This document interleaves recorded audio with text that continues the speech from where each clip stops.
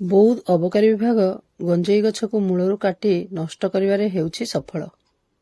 କଣ୍ଡରା ଓ କାଚପାଜୁ ଜଙ୍ଗଲରେ 20 ଏକରରେ ଚାଷ ହୋଇଥିବା 24,000ଟି ଗଞ୍ଜେଇ ଗଛ କାଟି ନଷ୍ଟ କରିଛନ୍ତି।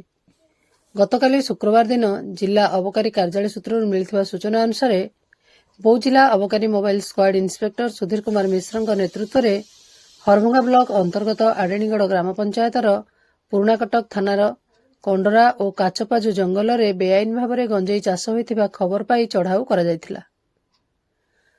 ଅବକାରୀ ବିଭାଗ, ପୋଲିସ ବିଭାଗ ଓ ଏପିଆର ପୋଲିସର ସାହାଯ୍ୟ ନେଇ 20 ଏକର ଜଙ୍ଗଲ ଜମିରେ ଚାଷ ହୋଇଥିବା 24,000ଟି ଗଞ୍ଜେଇ ଗଛକୁ କଟର ମାଧ୍ୟମରେ ମୂଳରୁ କାଟିଥିଲେ। ପରେ ମାଜିଷ୍ଟ୍ରେଟଙ୍କ ଉପସ୍ଥିତିରେ ସମସ୍ତ କଟାଯାଇଥିବା 24,000ଟି ଗଞ୍ଜେଇ ଗଛକୁ ନିଆଁରେ ପୋଡ଼ି ନଷ୍ଟ କରାଯାଇଛି।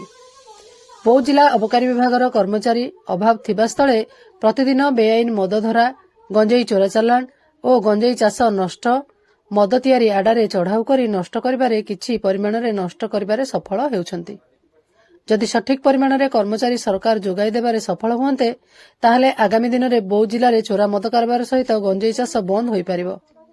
ଏନେଇ ବିଭିନ୍ନ ମହଲରେ ଚର୍ଚ୍ଚା ହେଉଥିବାର ଦେଖାଯାଉଛି। ବୌଦ୍ଧ ଜିଲ୍ଲାରୁ ବୈଦ୍ୟନାଥ ସାମଲଙ୍କ ରିପୋର୍ଟ, ମୋ ଜିଲ୍ଲା ଖବର।